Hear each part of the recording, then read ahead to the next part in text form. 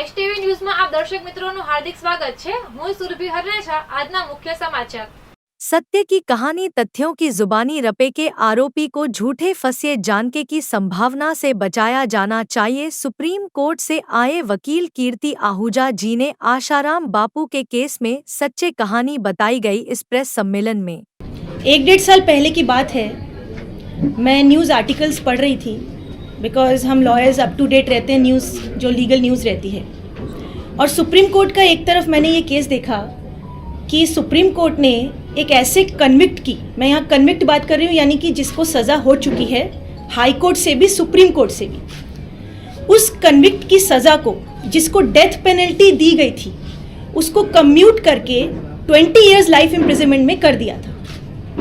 और उस केस के फैक्ट्स ऐसे थे कि ऑनरेबल सुप्रीम कोर्ट ने भी उसमें कहा कि ऐसा बार्बरिक इंसिडेंट हमने पहली बार देखा है। छोटी सी 4 साल की बच्ची के साथ ब्रूटली रेप करके उसका मर्डर कर दिया था। और वो केस आपको ध्यान आएगा इस बात से कि मीडिया में भी चला था। ऑनरेबल सुप्रीम कोर्ट की 3 जजेस बेंच थी, उसमें honourable justice U Lalit, honourable justice Bela Trivedi, honourable justice Ravindra Bhatt की बेंच थी। उन्होंने एक स्टेटमेंट ये भी कहा था कि every Sinner has a future. ऐसा कहते हुए उन्होंने उस डेथ कन्विक्ट की सज़ा को कम्यूट किया था। इस लाइन से ये केस फेमस हुआ था।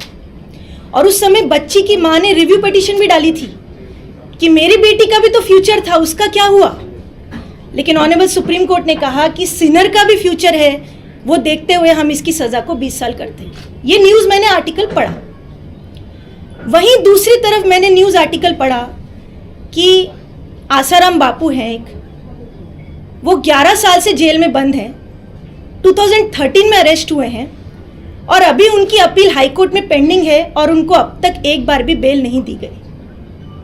ये दोनों आर्टिकल्स मैंने आमने सामने पढ़े। तो एक साधारण सी बात है, as an advocate also, as a human being also, आपने भी ये दोनों न्यूज़ इकट्ठे सुनी। इन दोनों न्यूज़ में कितना विरोधाभास है, कितना ज़्यादा फर्क है। सो ये दोनों न्यूज़ जब मैंने देखी तो मैंने एक वीडियो बनाई, 1-1.5 साल पहले की बात है, यही फैक्ट को बताते हुए कि हम एडवोकेट्स भी कभी कभी कानून के इस पेचीदगियों को सुन के, कानून के केसेस देख कर हम खुद भी कभी कभी कंफ्यूज हो जाते हैं कि अरे ये क्या हो रहा है देश में। तो आम आदमी क्या सोचेगा, आम आदमी कैसे समझेगा। तब मैंने ये बात अपनी वीडियो में उठाई थी और उसके बाद से फिर आसाराम बापू के जो पैरोकार है वो मेरे पास में डॉक्यूमेंट्स लेकर आए। मैं उस समय पंजाब हरियाणा हाई कोर्ट में थी और वहाँ पे मेरा मैटर था, तो वो मुझसे स्पेशली टाइम लेकर आए कि आपने ये बात उठाई है। ये हमें भी लग रहा है कि कोई इंडिपेंडेंट एडवोकेट ने ये बात उठाई है, क्योंकि आज तक आसाराम बापू को मैं एज सच सिर्फ इस तरह से जानती थी कि हाँ कोई हैं जो कि प्रवचन करते हैं, लेकिन कभी मैंने आज तक कभी आसाराम बापू के आश्रम में कभी विजिट नहीं किया, ना मैं उनको कभी जानती थी। मेरी फैमिली इस्कॉन से जुड़ी हुई है और मैं परम पूज्य माऊली जी एक कथाकार हैं महाराष्ट्र में, उनको मैं उनके सत्संग में मैं जाती हूँ और इस्कॉन से मेरे मम्मी पापा जुड़े हुए। तो एज सच आसाराम बापू से मेरा कोई लिंक नहीं था, ना कभी आज तक मैं उनके आश्रम में गई। दिल्ली में मैं रहती हूँ, वहाँ कभी मैं गई नहीं। लेकिन उन्होंने मुझे कहा कि आप एक बार केस पेपर्स देखिए, तो सारे केस पेपर्स वो मेरे पास लेकर आए। जोधपुर का केस है एक और एक अहमदाबाद का केस है, दोनों केस पेपर्स मेरे पास लेके आए। And you can not believe कि वो पेजेस जो केस पेपर्स थे दे वर रनिंग इन थाउजेंड्स, 9,000 से ज़्यादा पेजेस थे। बहुत मुश्किल था मेरे लिए पढ़ना, बिकॉज ऑलरेडी सुप्रीम कोर्ट में जो प्रैक्टिस करते हैं उनको टाइम तो बहुत ही मुश्किल से मिल पाता है। यहाँ भी आज मुझे बहुत रिक्वेस्ट किया सबने कि आप प्लीज़ टाइम निकालिए, तो मैं किसी तरह टाइम निकाल के आ पाई। तो उस समय 9,000 जब पेजेस मेरे सामने आए, मैंने पढ़ना शुरू किया। उसमें विक्टिम के स्टेटमेंट्स, एविडेंस, यानी एविडेंस मतलब जो भी गवाहों के बयान होते हैं, और साथ में क्योंकि जोधपुर के केस में जजमेंट आ चुकी थी तो जोधपुर की जजमेंट की कॉपी थी। अहमदाबाद की जजमेंट तब तक नहीं आई थी, 1 साल पहले की मैं बात बता रही हूँ। और सब एविडेंस के सब कागज़ मेरे सामने थे। And when I read those documents, I was shocked as an advocate, not as a human being. As an advocate, I was shocked. और मैं आपको यहाँ ये भी बताती हूँ कि आप किसी भी एडवोकेट जो प्रैक्टिसिंग एडवोकेट हो क्रिमिनल साइड में, अगर आप वो पेपर्स किसी ऐसे क्रिमिनल एडवोकेट को जो प्रैक्टिस करते हो ट्रायल कोर्ट में, हाई कोर्ट में, सुप्रीम कोर्ट में, आप उनको वो पेपर्स पढ़ा दीजिए, वो भी मेरी तरह ही शॉक हो जाएंगे। एक साधारण अगर हम बात करते हैं रेप केस की, तो जायज़ सी बात है, मैं खुद भी एक वुमेन हूँ और मैं खुद भी जब मैं इस फील्ड में आई तो ऑब्वियस ही बात है कि आप मेरा कार्ड भी अगर देखेंगे, मेरे कार्ड पे लिखा है कि मैं पॉक्सो केसेस के लिए, विक्टिम्स के लिए फ्री ऑफ कॉस्ट फाइट करती हूँ। आप सोचिए, मैं वो एडवोकेट बात कर रही हूँ जो मैं पॉक्सो विक्टिम्स के लिए फ्री ऑफ कॉस्ट उनको हेल्प करती हूँ। और ऐसे एडवोकेट के पास जब पेपर्स आए तो मैंने जब वो पेपर्स देखे तो मुझे प्राइमा फेशी देखते ही समझ में आ गया, अरे ये कैसी स्टोरी है। क्योंकि देखो, अगर आप नेचुरली नॉर्मली अगर कोई आप केस सुनते हैं, आसाराम बापू के केस के बारे में सब लोग जानते ही हैं, फर्स्ट इंप्रेशन यही आता है कि रेप केस है, सजा तो होनी ही चाहिए। रेप केस का नाम सुनते हर व्यक्ति के दिमाग में आता ही है कि सजा होनी ही चाहिए, क्योंकि एक होता ही है कि एक बच्ची के साथ या एक औरत के साथ, एक महिला के साथ ये सबसे घिनौना क्राइम है। और इवन हमारे सुप्रीम कोर्ट के जजेस ने भी कहा है कि आप किसी का मर्डर कर दो, उससे ज़्यादा अगर आप किसी का रेप करते हो तो उसकी अंतरात्मा मर जाती है, ये उससे बड़ी बात है। प्राइमा फेशी दिमाग में सबके यही आता है। लेकिन एक एडवोकेट कागज़ देख के बताता है। एक एडवोकेट ये नहीं देख के सुन के बताएगा कि यहाँ ये रेप केस है, इसमें सजा होनी ही चाहिए। एक एडवोकेट हमेशा कागज़ देख के बताता है। और मैंने भी जब सारे कागज़ देखे तो मैं आपको बताती हूँ मैं क्यों शॉक हुई। मैंने उसमें देखा कि जो विक्टिम ने उसमें स्टोरी बताई है वो एडमिसिबल है कि नहीं, ये बात की बात है। लेकिन हमारे कानून में दो तरीके से कोर्ट में देखा जाता है कोई भी क्राइम। एक होता है एडमिसिबिलिटी, यानी ये क्राइम जो भी सब एविडेंस है ये एडमिसिबल है या नहीं है। दूसरा देखा जाता है कि क्या ये एक्सेप्टेबल है। आप समझ रहे हैं, there is difference between admissible and acceptable. Acceptable का मतलब होता है कि क्या ये पॉसिबल है कि ऐसा हो सकता है, क्या ये प्रोबेबल है कि ऐसा हो सकता है। प्रोबेबिलिटी का एंगल भी सुप्रीम कोर्ट, हाई कोर्ट और ट्रायल कोर्ट्स, हर कोर्ट ने देखना होता है। आप सिर्फ इस बात से नहीं कि एक लड़की ने कोई बात बोल दी कि मेरे साथ में ऐसा ऐसा क्राइम हुआ है, या तो उस केस में कोई आई विटनेसेस हो, या फिर ऐसा कोई मेडिकल एविडेंस हो, या फिर कोई इंजरीज बोल रही हो। लाइक मैंने आपको शुरू में जो केस बताया जिसमें 4 साल की बच्ची का मर्डर हो गया, या फिर कोई ऐसा केस जिसमें निर्भया जैसा केस हो गया, जहाँ पर ऐसा केस जहाँ पे इंजरीज अपने आप में बोल रही हैं कि बच्ची के साथ में अत्याचार हुआ है। अगर ये सारी चीज़ें सामने नहीं होती हैं तो क्या चीज़ सामने होती है? लड़की का बयान। अगर मेडिकल इंजरीज या आई विटनेसेस नहीं होते तो फिर क्या होते हैं? सर्कमस्टेंसेस। हमारी लीगल लैंग्वेज में हम बोलते हैं circumstances speak in absence of other evidences. So circumstances में नंबर 1 एक तो लड़की का स्टेटमेंट होता है। अब बाकी के सर्कमस्टेंसेस क्या बोल रहे हैं कि ये घटना हुई है कि नहीं हुई है, उसको बोलते हैं प्रोबेबिलिटी, कि क्या ये घटना प्रोबेबल भी है। अब मैं आपको वो घटना बताती हूँ जो कि लड़की ने बताई है और वो जो मैंने पढ़ी है, एविडेंस से मैं आपको बता रही हूँ। उसमें जो विक्टिम का स्टेटमेंट है, विक्टिम का ये कहना है कि मैं आसाराम बापू के छिंदवाड़ा के गुरुकुल में पढ़ती थी। और मैं बहुत शॉर्ट में बता रही हूँ आपको, लेकिन करेक्ट बता रही हूँ एज पर द डॉक्यूमेंट्स। मैं छिंदवाड़ा के गुरुकुल में पढ़ती थी और मुझे वहाँ की जो वार्डन है उन्होंने कहा कि तुम्हारे ऊपर भूत प्रेत का साया है, इसलिए तुम्हारी तबीयत खराब है, इसलिए तुम्हें बापू से जाकर मिलना चाहिए। इसके बाद से जो हॉस्टल की वार्डन है उन्होंने लड़की के पेरेंट्स को फ़ोन किया कि आप आइए और बच्ची को लेकर जाइए, बापू से मिलवा लीजिएगा। पेरेंट्स आते हैं गुरुकुल, मम्मी पापा दोनों, और विक्टिम को लेकर जाते हैं पहले अपने घर पे, पहले अपने घर शाहजहांपुर लेकर जाते हैं। उसके बाद से घर ले जाने के बाद से वो फ़ोन करते हैं एक साधक को जिसका नाम है शिवा। उसको फ़ोन करते हैं कि हमें बापू से मिलना है, बापू कहाँ है। शिवा ने कहा दिल्ली में जाकर मिल लो। फैमिली 4 दिन बाद दिल्ली आती है और फिर उसके बाद से दिल्ली में बापू नहीं मिलते हैं। वहाँ पर शिवा उनको कहता है आप जोधपुर जाओ, जोधपुर में मनाई आश्रम में बापू रुके, वहाँ पर जाके आप मिलो। पेरेंट्स के साथ विक्टिम जोधपुर जाती है जोधपुर में जाने के बाद से विक्टिम और विक्टिम की फैमिली वहीं पर रुकते हैं और विक्टिम ने खुद वहां पर कहा है कि 100 लोग थे वहां पर। जब वो पहुंची उसके बाद से रात को वहां पर सत्संग का प्रोग्राम हुआ, ये विक्टिम की खुद के एविडेंस में है। उसके बाद से उसने रात को जो इंसिडेंट बताया, इंसिडेंट में विक्टिम का ये कहना है कि मेरे पेरेंट्स के साथ, मम्मी पापा के साथ मुझे बापू ने मिलने के लिए कुटिया में बुलाया। उसका नाम, वो प्लेस ऑफ अक्रेंस को वो कुटिया बोल रहे हैं। पेरेंट्स के साथ में विक्टिम वहां पर गई है बापू से मिलने के लिए और वहां पर विक्टिम के स्टेटमेंट के अनुसार, as an advocate I am telling you, आप ये मत सोच के चलिए कि आसाराम बापू का केस है। I have also not looked as an case of Asaram Bapu. No matter who is the person, who is the accuse person, general आप केस देखिए। पेरेंट्स के साथ बेटी रूम में मिलने आती है एक्यूज के, I will call accuse and victim. Parents के साथ जब बेटी एक्यूज से मिलने आती है तो एक्यूज कहता है कि आप, मम्मी जो है वो आपकी बाहर बैठ जाए, आप अंदर आ जाओ मेरे साथ मिलने के लिए।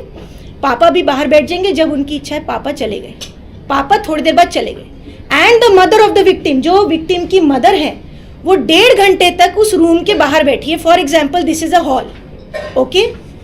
अब ये तो बंद हॉल है, एसी रूम है, वहां पर एक कुटिया है और कुटिया के इतनी बड़ी नहीं है कुटिया, वो कुटिया के बिल्कुल बाहर पे मदर बैठी हैं और मदर की बेटी अंदर एक्यूज के साथ है 1.5 घंटे तक। Mother is sitting outside, mother अलग नहीं है। और उसके बाद से विक्टिम जब रूम से बाहर आती है, विक्टिम बाहर आके मदर को बोलती है चलो यहाँ से, बापू अच्छे इंसान नहीं है, ऐसा विक्टिम ने मदर को बोला। अब मदर ने पूछा ही नहीं बेटी से कि क्यों कह रहे हो तुम बापू के बारे में, ऐसा क्यों बोल रहे हो कि जो बापू है वो अच्छे इंसान नहीं है। मदर ने कोई डाउट नहीं किया, विक्टिम के स्टेटमेंट के अनुसार मदर ने कुछ डाउट नहीं किया। उसके बाद से वो अगले दिन रुके वहाँ पर। अगले दिन रात को रुकने के बाद से सुबह, जो कि जहाँ पर वो रुके थे फार्म हाउस में, फार्म हाउस के मालिक के साथ में नाश्ता किया, उनके बच्चों को जो 100-200 रुपये देते हैं जाते समय, विदा करते समय, वो दिया। उसके बाद से फार्म हाउस का जो मालिक है वो उनको रेलवे स्टेशन तक छोड़ कर आया। और उसके बाद से जो विक्टिम और उसकी फैमिली है वो डायरेक्ट शाहजहाँपुर नहीं गए अपने घर, वो पहले जोधपुर से गए जयपुर, जयपुर से गए दिल्ली, दिल्ली से गए शाहजहाँपुर, इतना लॉन्ग रूट लेके। अदरवाइज जोधपुर से शाहजहाँपुर का शॉर्टेस्ट रूट है, वहां से नहीं गए, वो लॉन्ग रूट जयपुर दिल्ली से होते हुए गए अनएक्सप्लेन्ड। घर जाने के बाद भी 2 दिन तक कोई कंप्लेंट नहीं किया। 2 दिन बाद ऐसा स्टेटमेंट है विक्टिम का। अभी मैंने एक्यूज साइड कोई कहानी नहीं बताई है, मैं आपको रॉ स्टोरी बता रही हूँ विक्टिम की। अब विक्टिम का कहना है 2 दिन तक घर में कोई बात नहीं करी, ना विक्टिम ने पेरेंट्स से करी, ना पेरेंट्स ने विक्टिम से करी कि क्या हुआ ऐसा कि तुमने कहा कि बापू अच्छे नहीं और आ गए हम। 2 दिन तक नो टॉक्स। 2 दिन बाद विक्टिम ने अपने पेरेंट्स को बताया और फिर उसके बाद से स्टोरी ये कहती है कि पेरेंट्स ने फ़ोन किया कि अब हमें बापू से मिलना है दिल्ली में, दिल्ली में मिलना है, उनसे बात करनी है, वहाँ पर उनका सत्संग चल रहा है। दिल्ली गए, बापू नहीं मिले। अब दिल्ली में रामलीला मैदान में उन्होंने एफआईआर कर दी, 0 FIR. Now this is the raw story. अब बहुत सारे प्रश्न आपके दिमाग में नेचुरली आए होंगे। अगर आप इस केस को, आसाराम बापू को हटा के एक नॉर्मल इंसान की तरह आप इस स्टोरी को अगर सुनेंगे कि अगर आपके कोई फ्रेंड है या आपके कोई फादरली फिगर है, उनके ऊपर ऐसे एलिगेशन होते हैं, तो आप इस स्टोरी में देखिए कहीं से भी आपको प्रोबेबिलिटी लग रही है। और इस केस में सेक्शंस क्या लगाए हैं, इस केस में सेक्शंस कोर्ट ने लगाए हैं, पुलिस ने जो लास्ट में लगाए हैं वो सेक्शंस हैं गैंगरेप के सेक्शन, नंबर 2 है ह्यूमन ट्रैफिकिंग के सेक्शन। अब इसमें ह्यूमन ट्रैफिकिंग इस तरह से दिखाया है कि बिकॉज हॉस्टल से वार्डन ने लड़की को बापू के पास भेजा, इसका मतलब ये ट्रैफिकिंग हुई है लड़की की। अब ट्रैफिकिंग का मतलब क्या होता है, एक किसी लड़की बच्ची को खरीदना बेचना for the purpose of sexual purpose, उसके लिए लड़की को बेचना। अब यहाँ पे वो लड़की ऑलरेडी उनके आश्रम में पढ़ रही है, उनके गुरुकुल में पढ़ रही है और उनके पेरेंट्स को बुलाया गया है, पेरेंट्स बेटी को लेकर गए हैं। क्या ये ट्रैफिकिंग कहीं से भी लग रहा है? क्या ये लड़की को बेचा गया है? ह्यूमन ट्रैफिकिंग का सेक्शन कैसे हो गया? नंबर 2 गैंग रेप का सेक्शन।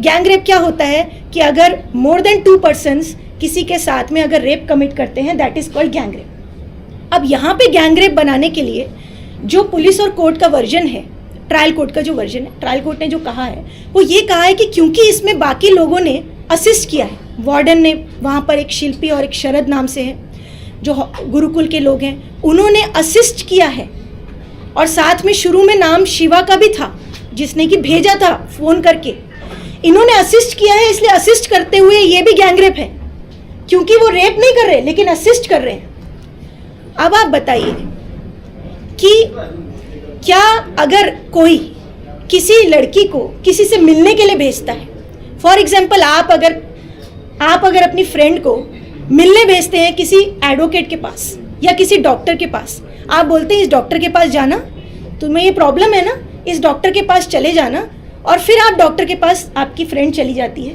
वहाँ पर अगर कोई particular person, whoever be the person, doctor, advocate, कोई भी बिजनेसमैन, कोई पर्सन, वहाँ पर उसके साथ में अगर रेप कमिट हो जाता है, तो क्या आपके ऊपर गैंग रेप की धारा लगनी चाहिए कि आपने असिस्ट किया है, आपने असिस्ट किया है, आपने अपनी फ्रेंड को भेजा है? Not probable, not acceptable at all. लेकिन यहाँ पर गैंग रेप का सेक्शन इसीलिए लगा है क्योंकि गुरुकुल में शिल्पी और शरद ने कहा कि आप बापू के पास मिलने लेके जाओ, और अगर किसी को रेप करना होगा, नंबर 3rd पॉइंट, अगर किसी को रेप करना होगा तो क्या वो इस तरीके से इतना लंबा प्रोसीजर करेगा कि पहले वो ऐसी जगह पर बुलाएगा जहां पे ऑलरेडी 100 लोग मौजूद हैं, जहां सत्संग चल रहा है, और क्या वो माँ बाप को बोलेगा कि बेटी को लेकर आओ? आप एक जायज सी बात सोचिए कि अगर किसी के माइंड में रेप कमिट करने का इंटेंशन आया है, क्राइम में 2 चीजें होती हैं, नंबर 1 इंटेंशन सबसे पहले माइंड में आता है, देन वो क्राइम कमिट होता है। These are 2 ingredients of any crime which is called mental element then actus, यानी आपने क्या एक्ट किया। अगर किसी के माइंड में रेप कमिट करने का आया है तो क्या वो पेरेंट्स को बोलेगा कि बेटी को लेकर आओ, या वो ये चाहेगा कि ऐसी कोई परिस्थिति हो कि पेरेंट्स ना हो? आप बताइए दोनों में से क्या होगा? सेकंड चीज होगी कि नहीं? ऐसी परिस्थिति वो क्रिएट करेगा ना, अगर उसके पास इतनी पावर है कि वो परिस्थिति क्रिएट कर रहा है, तो वो ऐसी परिस्थिति क्रिएट करेगा कि पेरेंट्स ना हो। Why would he call the parents along with the victim to raise the doubt? और यहां पर ऐसा हुआ है कि पेरेंट्स को बोला गया है कि पेरेंट्स बेटी को लेकर आए। नंबर 5th पॉइंट, अगर एक्यूज्ड को यानी आसाराम बापू को रेप कमिट करना होता उस लड़की, पर्टिकुलर लड़की के साथ, तो वो ऑलरेडी उनके गुरुकुल में पढ़ रही थी, ये तो फैक्ट सबको मालूम है, that is on the record statement. उनके गुरुकुल में ऑलरेडी पढ़ रही है, that means he has all those circumstances. उनको क्रिएट करने की जरूरत नहीं है सिचुएशन, उनके पास सिचुएशन ऑलरेडी फेवरेबल थी। लाइक अगर आपका कोई स्कूल है, आपके स्कूल में कोई है ऑलरेडी, तो आपके पास ऑलरेडी सिचुएशन है कि वहीं पर आप कर लोगे, या फिर आप इतना लंबा प्रोसीजर करोगे कि पहले पेरेंट्स को बुलाओगे ऐसी जगह पर जहां पर ऑलरेडी 100 लोग हैं, तो ये एक प्रोबेबल कहानी नहीं लगती है। नाउ 6th पॉइंट, अब यहां पर जो डिले हुआ है 4 डेज का, वो डिले अनएक्सप्लेन्ड है। कभी भी कोई इंसिडेंट के लिए अगर आप रिपोर्ट करते हैं तो ऐसा कहा गया है कि आप जितना डिले करते हैं उतना आपके ऊपर ये शक जाता है कि आपकी स्टोरी बिलीवेबल नहीं है, और वो भी ऐसे केसेस में जहां पर कि सिर्फ स्टेटमेंट ही है विक्टिम का, nothing else, no other evidence. तो ऐसे केस में 4 डेज का डिले अनएक्सप्लेन्ड है। ये रीज़न अनएक्सप्लेन्ड है कि जोधपुर से वो जयपुर क्यों गई। और मैं आपको केस के फैक्ट्स बताऊं डॉक्यूमेंट्स के अनुसार, तो डिफेंस ने इसमें विटनेस भी पेश किया है जयपुर के एक वकील का, जो जयपुर का एक वकील कहता है कि जोधपुर से पहले फैमिली हमारे पास आई थी केस की बात करने के लिए कि हमें केस करना आसाराम बापू पर, हम कैसे करें। वो वहां पर सक्सेस नहीं हुए तो वापस फिर घर गए Shahjahanpur, then they went to Delhi, और दिल्ली में जाकर 0 FIR करी है। और उन विक्टिम की स्टोरी के अनुसार 4 दिन तक कोई मम्मी पापा से बात नहीं हुई, लेकिन डिफेंस विटनेस एक वकील कह रहा है कि मेरे पास वो अगले ही दिन आ गए थे जयपुर में कि केस फाइल करना है, and this is being hidden by the prosecution side. ऐसे बहुत सारे पॉइंट्स हैं। ये तो मैंने आपको एक जनरल प्रोबेबिलिटी का एंगल बताया जो एक नॉर्मल इंसान को भी समझ में आ जाएगा, लेकिन अगर मैं आपको यहाँ पे एविडेंसेस की बात करूँ, डिफेंस एविडेंस की बात करूँ, प्रोसिक्यूशन एविडेंस की जो लैक्यूनाज है उनकी बात मैं आपको बताऊँ, तो डॉक्यूमेंट्स पढ़ के मैं आपको गारंटी देती हूँ कि आप कोई भी क्रिमिनल एडवोकेट के पास फाइल लेकर जाइए और आप पूछिए कि क्या इस केस में गैंग रेप और ह्यूमन ट्रैफिकिंग के सेक्शंस मेड आउट होते हैं, इवन रेप के भी सेक्शंस मेड आउट होते हैं कि नहीं। और सबसे बड़ी बात मैं आपको यहाँ पर बताऊं कि जब इनिशियली दिल्ली में 0 एफआईआर विक्टिम ने की थी, उस समय दिल्ली में उसने कहीं भी रेप वर्ड नहीं बोला था, 376 के कोई इंग्रेडिएंट्स नहीं बोले थे, and the word which she uttered, मैं आपको वर्ड भी बता देती हूँ, उसने बोला था छेड़छाड़। छेड़छाड़ वर्ड बोला था उसने, उसके स्टेटमेंट में है, मेरे पास वो डॉक्यूमेंट्स भी हैं। उसके बाद दिल्ली में ही उसका 164 का स्टेटमेंट हुआ था। 164 statement is before the magistrate, magistrate के सामने स्टेटमेंट होता है, उसमें भी उसने रेप के इंग्रेडिएंट्स नहीं बोले थे। ये सारी कहानी जो इम्प्रूव हुई थी, वो सारी कहानी हुई थी जोधपुर में जाकर improve. All thanks to DGP Ajay Lamba, जिन्होंने एक दिन पहले ही एफआईआर दिल्ली से आई नहीं थी जोधपुर तक, विक्टिम भी नहीं पहुंची थी, एक दिन पहले ही डीसीपी लांबा ने अपनी टीम के साथ जाकर मौका मुआयना कर लिया था, वहां पर वीडियोग्राफी भी कर ली थी। उनकी बुक ये साफ कहती है कि वहां पर उन्होंने वीडियोग्राफी कर ली थी, एंड नेक्स्ट डे विक्टिम का स्टेटमेंट रिकॉर्ड हुआ, और उसके बाद से विक्टिम के स्टेटमेंट इतना अच्छा बन गया कि शी सेज कि मुझे ये भी याद है कि इस टेबल पर ये सामान रखा था, यहाँ पर एसी था, यहाँ पर गीजर था। लेकिन दिल्ली के किसी स्टेटमेंट में, दिल्ली में 3 स्टेटमेंट्स हुई थी, 1 before the NGO, 1 before the police, 1 before the magistrate. तीनों स्टेटमेंट्स में इतनी डिटेल स्टेटमेंट थी ही नहीं। ठीक है, डिटेल नहीं थी, कोई बात नहीं, लेकिन रेप का भी इंग्रेडिएंट्स नहीं थे, सिर्फ छेड़छाड़ था। और इस केस के बाद जब मैंने अहमदाबाद का केस देखा, अहमदाबाद का केस देखकर तो मैंने, क्योंकि ये जब डॉक्यूमेंट्स देखने के बाद मानव बुद्धदेव चैनल ने मुझे कॉल भी किया था कि मैम आपने सारे डॉक्यूमेंट्स पढ़ लिए हैं तो हम चैनल पे कुछ चर्चा करना चाहते हैं। वहाँ पे बहुत लोगों ने कमेंट्स में बहुत क्वेश्चंस पूछे थे, मैंने सब क्वेश्चंस के आंसर दिए थे। यहाँ पर इतना टाइम नहीं है कि मैं बता सकूँ, उस समय तो मैंने बहुत डिटेल में जोधपुर केस का बताया था। अहमदाबाद केस की भी उस समय बात आई थी, तब तक कन्विक्शन नहीं हुई थी, और उस समय तो मैंने ये कहा था कि इतना फिट केस है एक्विटल का, बिकॉज अहमदाबाद में 12 साल बाद एक लड़की ने आके कहा है after 12 years. Can you imagine? आज आप यहाँ जितने लोग बैठे हैं, मोर देन 40 ईयर्स तो मैक्सिमम लोगों के हो चुके हैं। आप एक बार इमेजिन कीजिए, आज कोई आके आपको कह देता है कि 12 साल पहले जब ये यंग थे ना, तब इन्होंने मेरे साथ में ऐसा ऐसा क्राइम किया था, और वो डेट भी नहीं बताती है। Mark my words, there is no fix date. How will you defend your case जब आपको पता ही नहीं है? आप खुद को उस जगह पर रखकर देखिए कि आपके सामने एक केस आता है, 12 साल बाद कोई आपकी कॉलेज की फ्रेंड आके बोल देती है कि 12 साल पहले इन्होंने मेरे साथ में ऐसा क्राइम किया था। अब आप बताइए, वकील के पास जाके आप क्या बोलोगे? वकील तो कहेगा डेट बताओ, उस समय आपकी ढूंढते हैं, आप उस समय कहाँ थे? आप कहोगे जी विक्टिम ने तो डेट ही नहीं बताई। अब आप डिफेंस कैसे करोगे अपना? आप क्या कहोगे कि मैं उस समय कहाँ था? अहमदाबाद के केस में यही फैक्ट्स हैं। लड़की ने एक बार बोला कि उस समय गुरु पूर्णिमा का दिन था, बाद में एक स्टेटमेंट में बोला नहीं गुरु पूर्णिमा के 2 दिन बाद हुआ था, फिर बोला नहीं गुरु पूर्णिमा के 2 दिन पहले हुआ था। नो डेट, और 12 साल बाद कोई एविडेंस भी नहीं हो सकता कलेक्ट, कोई विटनेस भी नहीं हो सकता, सिर्फ और सिर्फ विक्टिम का स्टेटमेंट।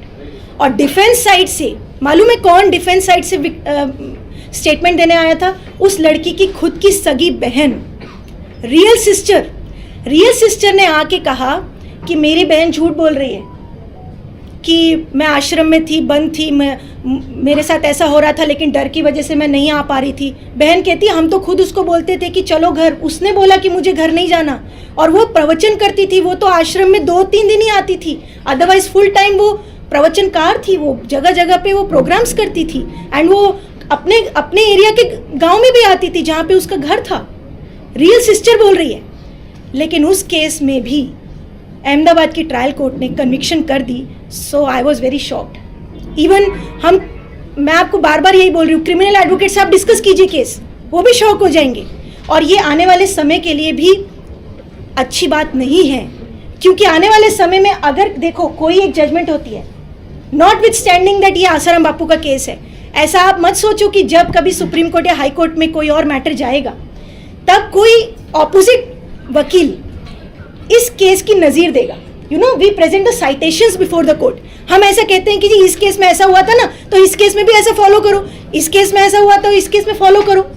तब किसी व्यक्ति के केस में यही केस फॉलो होगा और कहा जाएगा कि जी आसाराम बापू के केस में तो 12 साल का डीले पे भी कन्विक्शन हो गई थी, तो आप इनके केस में भी करो। तब क्या होगा? अगर इस तरह से केसेस होने लग जाएंगे, कन्विक्शन होने लग जाएगी कि 12-12, 20-20 साल बाद कोई भी आके कह देगा कि मेरे साथ ऐसा हुआ है। अगर ऐसे केसेस में कन्विक्शन होने लगेगी तो देश में उन रियल विक्टिम्स के साथ कब न्याय होगा जिनके साथ ब्रूटल सच में रेप होता है, जिनको रेप के साथ मर्डर भी कर दिया जाता है। और इसी डिसबैलेंस को देखते हुए मैंने इंडिपेंडेंटली जब इस केस को देखा तब मैंने ये आवाज़ उठाई थी कि यहाँ पर तो अन्याय हो रहा है। और आपको मालूम है अहमदाबाद के केस में ट्रायल कोर्ट ने ये कहा कि अगर ये केस एक नॉर्मल किसी व्यक्ति का होता ना, तब हम सोचते कि हाँ 12 साल बाद कैसे किसी ने कर दिया केस, लेकिन क्योंकि ये आसाराम बापू का केस है इसलिए कोई बात नहीं, इसीलिए कोई बात नहीं, 12 साल का केस है। बिकॉज वो इतने बड़े पोजीशन पर थे, उनके आश्रम में मीडिया वाले आते थे, उनके आश्रम में पुलिस वाले आते थे, उनके आश्रम में बड़े बड़े नेता आते थे। देयरफॉर 12 साल का डिले हम यहाँ नहीं देखेंगे, ये ट्रायल कोर्ट ने कहा है अपनी जजमेंट में, कन्विक्शन में। कितनी स्ट्रेंज बात है, यानी कि आसाराम बापू की तरह इस देश में कितने बड़े लोग हैं, कितने बड़े बड़े नेता भी हैं जिनके घर में आए दिन पुलिस आती है, कितने बड़े बड़े अफसर हैं, डीएम हैं। तो इसका मतलब उन सबको आज डर के रहना चाहिए। और उसके बाद से कोर्ट कहेगी कि because you are at a big position और वो छोटी पोजीशन पे है, इसलिए डीले को हम नहीं देखेंगे, एविडेंस भी नहीं देखेंगे, जो वो बोल रही है वो हम मान लेंगे। क्या ये एक्सेप्टेबल है? इसीलिए अहमदाबाद की जजमेंट और जोधपुर की जजमेंट, दोनों के कन्विक्शन के ऑर्डर्स और दोनों केस के जो एविडेंस मैंने पढ़े हैं, यहाँ तो मैंने आपको बहुत शॉर्ट में बताया है। मैंने जो अपनी वीडियो बनाई थी जिसमें मैंने ये कहा था, आप जाके उस वीडियो में देख भी सकते हैं। आप अगर चैनल खोलते हैं fight for your right by RM Mishra and Kirti Ahuja, वो आप चैनल अगर खोलते हैं तो उसमें आपको मिलेगा कि मैंने बहुत ही डिटेल्ड में अहमदाबाद की जजमेंट का from an aspect of an advocate legal analysis किया है। अहमदाबाद की जजमेंट का, जोधपुर की जजमेंट का भी आप वहाँ पे जाकर अगर डिटेल देखते हैं उस चैनल पर तो आपको बहुत सारे ऐसे फैक्ट्स मिलेंगे जो आपको कभी किसी ने बताए नहीं होंगे। क्योंकि क्या होता है, कोई हाई प्रोफाइल केस होता है तो सिर्फ इतनी बात होती है, अरे अरे बच्ची के साथ हुआ है, सजा दे दो। लेकिन अंदर फाइल में क्या है ये बात भी जाननी चाहिए। और कन्विक्शन दोनों ट्रायल कोर्ट ने किया है, बट दोनों ही केस में अपील हाई कोर्ट में पेंडिंग है। और मैं ये उम्मीद करती हूँ कि हाई कोर्ट की नज़र में ये सारी चीज़ें आएँ और हाई कोर्ट इस केस में, दोनों ही केस में एक्विटल करेगी, ऐसा मुझे लगता है। Because as per the legal angle जो भी हमारे देश में लॉ है, उस लॉ को अगर ठीक से फॉलो करते हैं तो हाई कोर्ट में ये दोनों केस में उन्हें बरी होना चाहिए। अब मैंने यहाँ पे आपको बहुत शॉर्ट में दोनों केस का एनालिसिस बताया है। अगर आपके पास कोई भी सवाल है, लीगल सवाल, यानी कि कोई भी अगर केस से संबंधित, क्योंकि मैंने केस के फाइल्स पढ़े हैं, एविडेंस से संबंधित, कन्विक्शन से संबंधित, आगे की लीगल रेमेडी से संबंधित, लीगल एंगल से जो भी आपका सवाल है आप एक एक करके मुझसे पूछ सकते हैं। मैडम आपने जो इतनी सारी बातें बताई, जब आसाराम बापू जी का केस चल रहा था तो उस वक्त तो जो वक्त लॉयर थे जो उनके केस, उन्होंने ये सारा मुद्दा क्यों नहीं उठाया? उठाया होगा डेफिनेटली, ऐसा नहीं कह सकते कि उन्होंने नहीं उठाया, लेकिन मीडिया में नहीं उठाया। देखो, जब कोई केस ट्रायल में होता है, नंबर 1, तब मैटर सब जुडिस होता है। तो जो लॉयर्स कोर्ट में आर्ग्यू कर रहे थे, जरूरी नहीं कि उन्होंने वो बात मीडिया में बोली हो, क्योंकि उस समय सब जुडिस था मैटर। मीडिया में इतनी बात नहीं कर रहा हूँ, उन्होंने कोर्ट में उठाया है, because I have seen the file, मैंने एविडेंस देखे हैं, कोर्ट में ये सारी बातें उठाई हैं। लेकिन जैसा कि मैंने कहा कि ट्रायल कोर्ट ने डिफेंस के विटनेसेस को, डिफेंस के एविडेंस को, डिफेंस की कोई भी बात को, ये सारी लैक्यूनास जो प्रोसिक्यूशन के हैं काफ़ी हद तक उठाए हैं, लेकिन ट्रायल कोर्ट ने उनको कंसिडर नहीं किया है। सो यही इसी वजह से तो अपील में हाई कोर्ट में मैटर है। हालांकि कुछ 1-2 पॉइंट रह भी गए हैं, कुछ पॉइंट्स हैं जो कि देखो, हर वकील का सोचने का एक नज़रिया होता है। हर कोई भी आप केस किसी वकील को देंगे वो अपने एंगल से सोचेगा, पर इनके केस में भी ऐसा नहीं है कि उठाया नहीं कोई पॉइंट, लॉयर्स ने उठाए हैं, कुछ पॉइंट रह भी गए हैं, लेकिन वो सारी बातें अब जो है अपीलेट कोर्ट में, हाई कोर्ट जो है सब बातों को देखे, ऐसी मेरी उम्मीद है। अभी जो आपने बोला, जो आश्रम सीरीज 2 में आया था, जो आपने जो बताया वो पेरेंट्स को, लड़के को लेके गया था वो, हाँ। और आपने वो भी बताया कि एडवोकेट के पास गए, तो वो डर के मारे एडवोकेट ने वो केस नहीं लिया होगा, ऐसा नहीं? अगर ऐसी बात है तो प्रोसिक्यूशन ने ये छुपाया क्यों? अगर ऐसी बात है तो प्रोसिक्यूशन ने ये बात क्यों छुपाई कि वो जयपुर गए थे? उन्होंने तो कहा कि 4 दिन तक विक्टिम ने पेरेंट्स को बताया ही नहीं है। उनकी स्टोरी तो ये कहती है। ये तो डिफेंस ने ये बात लाई कि जयपुर के एडवोकेट से मिलने गए थे। अगर ऐसा होता कि डर की वजह से वकील ने मना किया है तो ये फैक्ट प्रोसिक्यूशन के लिए तो फेवर में था। प्रोसिक्यूशन ने क्यों नहीं उठाया? और कई लोग ऐसे डर के मारे बाहर भी नहीं आए क्योंकि हमला होगा, ऐसा होगा, ऐसा। कौन लोग नहीं बाहर आए? अरे दूसरे जो है सबको मालूम है कि जो हमला हुआ है, साक्षियों पे हमला क्यों हो रहा था? देखो जो ये वाला जो मैटर है कि हमला जो हो रहा था वो अभी तक भी इन्वेस्टिगेशन में ये साबित कहीं से नहीं हुआ है। कोई एविडेंस मेरे सामने नहीं आया है। अगर आएगा तो मैं स्टडी करती हूँ कि वो किसने करवाया था। अभी ये अनकंक्लूसिव है, वो अनकंक्लूसिव है। वो कहीं से भी देखो, एविडेंस इस साइड से भी हो सकता है, उस साइड से भी हो सकता है। और इस तरह के आपने कई जगहों पर, आप तो खुद पत्रकार हैं, आपने देखा भी होगा कि इस तरह के बड़े केसेस में ऑपोजिट साइड भी इस तरह की चीज़ें करते हैं जिससे कि ऑपोजिट साइड पे नाम आ जाए। तो we can't say without any evidence. इस पे जब तक कि कंक्लूसिवनेस नहीं आती है, किसी मुद्दे पर पुलिस कोई रिपोर्ट नहीं देती है, कोर्ट कोई फैसला नहीं देती है, तब तक हम कुछ नहीं कह सकते ना कि किसने करवाया, क्यों करवाया। मैडम, जो आप ह्यूमन ट्रैफिकिंग की बात कर रही थी, हाँ। मेरे ख्याल से उसमें कहीं ऐसा तो नहीं है कि जो आप बोले कि 2 दिन तक या 4 दिन तक विक्टिम से, मतलब लड़कियों से उसके पेरेंट्स ने खुद बातचीत नहीं की। कोई भी पेरेंट्स ऐसा नहीं करेगा ना। डेफिनेटली अगर हम अगले ही दिन रिटर्न हो रहे हैं तो क्या वजह है रिटर्न होने की, वो उन्हें तुरंत तो जानना की इच्छा रहेगी पेरेंट्स की। जो वो मेरे ख्याल से ह्यूमन ट्रैफिकिंग का कोई ना कोई होगा उनसे ताल्लुकात, इसीलिए वो नहीं। सेक्शन लगा है। हाँ, सेक्शन ह्यूमन ट्रैफिकिंग क्या होता है? ह्यूमन ट्रैफिकिंग ये होता है कि आप किसी लड़की को, बच्ची को, महिला को, आप बच्चों को बेसिकली आप इधर से उठा के कहीं बेच रहे हो। तो यहाँ पर बेचने का कहाँ है एंगल, बताइए। वो जो पेरेंट्स लेके गए वो पूछे क्यों नहीं तुरंत ऑन द स्पॉट? मेरा भी तो ये है, पेरेंट्स को दे दिया तो बेचने का सवाल ही वो खत्म। पेरेंट्स भी हैं, ऐसा नहीं भी हो सकता है। इसलिए पेरेंट्स को लगाया बताया कि बच्ची जो है वो बीमार है, इसीलिए आप इनको बापूजी से मिलने ले जाओ। अब पेरेंट्स की चॉइस है, वो ना लेके जाते, वो क्यों लेके गए? बिल्कुल। हाँ, बिल्कुल उनकी चॉइस थी। तो ह्यूमन ट्रैफिकिंग क्या होती है कि आप लड़की को उठा ले गए, आप लड़की को उठा ले गए, कहीं बेच दिया। कहीं से भी लिंक कैसे हो रहा है इस मैटर से? I am not able to understand your question. Because अगर पेरेंट्स को बोला कि देखो आपकी बच्ची कई दिन से बीमार है, आप इसको ले जाओ गुरुकुल से, आप अपने घर ले जाओ, और फिर जब आपको लगे आपको बापूजी से मिलवा लो, इतना ही तो कहा था। कोई फोर्स नहीं था, कोई कंपल्शन नहीं था, ना उसके पीछे कोई सर्वेलेंस लगाई थी पेरेंट्स के पीछे कहाँ जा रहे हैं, कुछ ऐसा कहीं फैक्ट नहीं आया ऐसा। तो जो इनके डिफेंस लॉयर में थे वो उन्होंने इन सेक्शंस को हटवाने के लिए कुछ ज्यादा प्रेशर नहीं किया। ट्रायल कोर्ट में बनता है क्योंकि हाई पोजीशंस के आदमी हैं, इनके पास वैसी पावर्स भी थी, वैसे आउटकम आउटसोर्सेज भी थे, तो इनके लॉयर्स को तो बिल्कुल डेफिनेटली उठाया चांस होगा, मिलना चाहिए। बिल्कुल उठाया है। डिफेंस लॉयर्स ने काफी सारे पॉइंट्स सुप्रीम उठाए। कोर्ट का जजमेंट मैम गलत नहीं होता, लोगों की उम्मीद रहती है हाई कोर्ट सुप्रीम से हारने कोर्ट के का बाद भी, सुप्रीम कोर्ट हाँ, पर डिपेंड रहते हैं लोग। सुप्रीम कोर्ट का भी जजमेंट नहीं आया है। ट्रायल कोर्ट की कन्विक्शन हुई है, अभी हाई कोर्ट में पेंडिंग है, उसके बाद सुप्रीम कोर्ट आएगा। अभी तो हाई कोर्ट में पेंडिंग है ना, सुप्रीम कोर्ट ने अभी तक कोई फाइंडिंग नहीं दी है। इवन इफ अगर 1-2 बार कोई मैटर बेल में गया भी है तो एवरी टाइम सुप्रीम कोर्ट ने ये कहा है कि हम मेरिट्स पे कुछ नहीं बोल रहे हैं। मेरिट्स का मतलब होता है केस के फैक्ट्स पर। अभी हाई कोर्ट डिसाइड करेगी कि क्या ट्रायल कोर्ट ने जो कन्विक्शन किया है वो सही है या नहीं है। अभी हाई कोर्ट में पेंडिंग है। अभी आप प्रेस से क्या उम्मीद रखी है? जो हमको यहाँ पे बुलाया है, तो प्रेस से आपकी क्या उम्मीद? देखिए, आपको ध्यान होगा, बिल्कुल आपने अच्छा सवाल पूछा है। आपको याद होगा कि 13 साल पहले जब ये केस फर्स्ट टाइम आया था, तब प्रेस की क्या भूमिका थी? तब प्रेस ने अपनी भूमिका निभाई थी कि नहीं? तब प्रेस ने मैटर को हर दिन चलाया था, बिल्कुल। लेकिन तब तो कुछ कोर्ट का कोई डिसीजन भी नहीं था, कोई फैक्ट सामने थे भी नहीं। पूरी स्टोरी को पिक्चराइज, विजुलाइज करके दिखाते थे। I have seen that time. और रोज मीडिया में चलता था, रोज मीडिया में चलता था कि नहीं? तब आपको किसने बुलाया था? लेकिन तब मीडिया में प्रॉपर ट्रायल चल रहा था, साइड बाय साइड कोर्ट में ट्रायल चल रहा था, मीडिया में भी ट्रायल चल रहा था। तो आज अगर कुछ ऐसे फैक्ट्स हैं जो कि मीडिया को नहीं पता है और अब पता चल रहे हैं, तो मीडिया की क्या उस समय जो जिम्मेदारी थी, क्या आज जिम्मेदारी नहीं है? अगर उस समय मीडिया को लगा कि आसाराम बापू एक्यूज थे और उस समय उनको लगा कि विक्टिम के साथ गलत हुआ है, तो मीडिया ने अपनी जिम्मेदारी निभाई। लेकिन आज अगर मीडिया को निष्पक्षता से लगता है कि यहाँ पर आज की स्टेज में आसाराम बापू कहीं विक्टिम तो नहीं है, क्योंकि बहुत बार, कई बार ऐसे केसेस आते हैं सामने, 20 साल बाद जाके पता चलता है, हाई कोर्ट या सुप्रीम कोर्ट में जाने के बाद एक्विटल हो जाता है।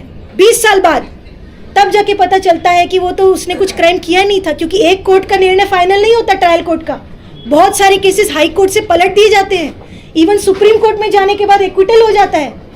तब मान लीजिए आज आसाराम बापू को हाई कोर्ट से एक्विटल मिल जाता है, मान लीजिए, तब ये 13 साल कौन लौटाएगा उनके? कौन वो जो उन्होंने जेल में बिताया समय, वो समय कौन लौटाएगा? जो मीडिया ट्रायल चला वो कौन लौटाएगा? तो मीडिया की अगर उस समय जिम्मेदारी थी तो आज भी जिम्मेदारी है। आपको जो आपको ध्यान होगा एक और केस उत्तर प्रदेश का, चिन्मयानंद जी का, उन पे भी रेप का केस था।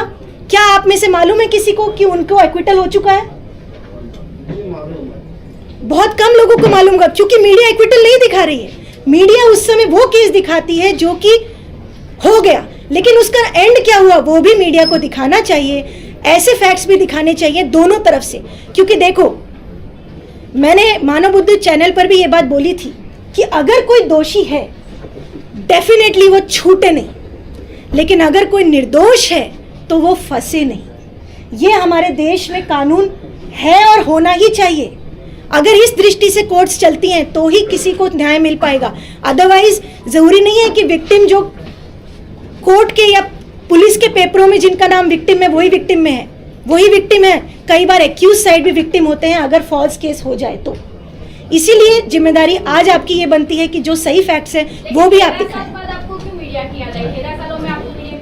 मुझे याद नहीं आई है, और मैं 13 साल पहले भी नहीं थी। मैंने जैसा आपको शुरू में भी बताया कि एज ए लॉयर मैंने ये केस पढ़ा था न्यूज़ आर्टिकल में, दोनों आर्टिकल साथ साथ छपे थे। मोहम्मद फिरोज वाला केस जो मैंने बताया सुप्रीम कोर्ट से कम्यूट हुआ, दूसरी तरफ इनका केस था। तो मुझे थोड़ा आश्चर्य हुआ, तो मैंने उसके ऊपर एक वीडियो रिलीज करी कि एक लॉयर होके मुझे कंफ्यूजन हो रहा है, देयर इज नो बैलेंस। तो एक आम आदमी क्या सोचेगा? मेरी इस वीडियो रिलीज करने के बाद से आसाराम बापू के जो लोग हैं, उनका एक पैरोकार रामचंद्र भट्ट, वो मेरे पास हाईकोर्ट में आए, डॉक्यूमेंट्स लेकर आए। उन्होंने मुझे कहा डॉक्यूमेंट्स पढ़िए। जब मैंने डॉक्यूमेंट्स पढ़े तब मुझे पता चला ये शॉकिंग केस है, तब मैंने आपको बताया है। अदरवाइज 13 साल पहले तो मुझे पता ही नहीं था, मैं इस केस के बारे में कुछ भी नहीं जानती थी। वो तो मुझे अभी पता चला है। Otherwise no link with any of the person. मैंने जैसा बताया कि कभी मैं आश्रम, देश में इनके बहुत जगह आश्रम में कभी विजिट भी नहीं किया, घूमते फिरते भी नहीं। मैम, जो हाईकोर्ट में जो अपील की है, अभी जो लेवल है उसमें आपकी मुख्य दलीलें क्या रही है मैम? हाईकोर्ट में अपील मैंने नहीं किया है, जो वकील हैं उन्होंने डाला है। अभी अपील की हियरिंग होगी तब पता चलेगा उन्होंने क्या क्या दलीलें की हैं। लेकिन मैं ये उम्मीद करती हूँ कि ये सारी बातें ये जो है वो रखी जाए हाईकोर्ट के सामने, और हाईकोर्ट भी इन सब बातों पे गौर करे। मैम, आपने जो बातें बताई है, मानो कि उस हिसाब से आपने जो अपने किया उसमें ऐसा लगा कि आसाराम जी निर्दोष है, तो ये जो सजा हुई है इसके पीछे आप किससे जिम्मेदार मानते हैं? क्यों ऐसा हुआ? देखिए, किसी एक को जिम्मेदार नहीं कह सकते हैं आप।